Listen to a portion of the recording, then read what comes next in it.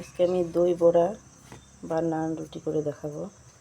এর জন্য আমি নিয়েছি সামান্য ময়দা, এর মধ্যে সামান্য 1 চিমটি লবণ দিয়ে দিয়েছি। দিয়ে দিব টক দই,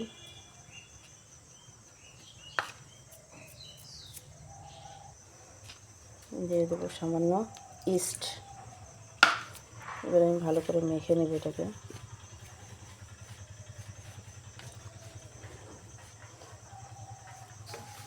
এর মধ্যে আমি কুসুম গরম জল দিব।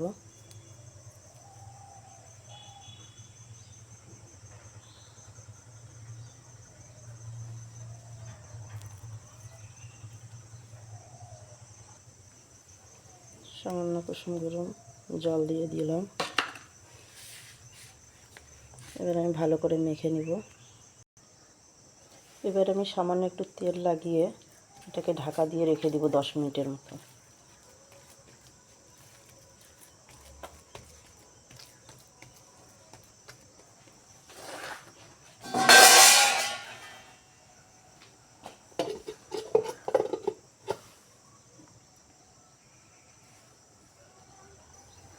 আমার 10 মিনিট হয়ে গিয়েছে, আমি এটাকে তুলে রাখবো।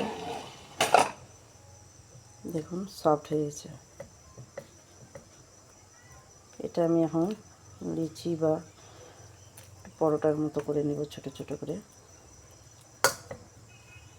বেলে নিব।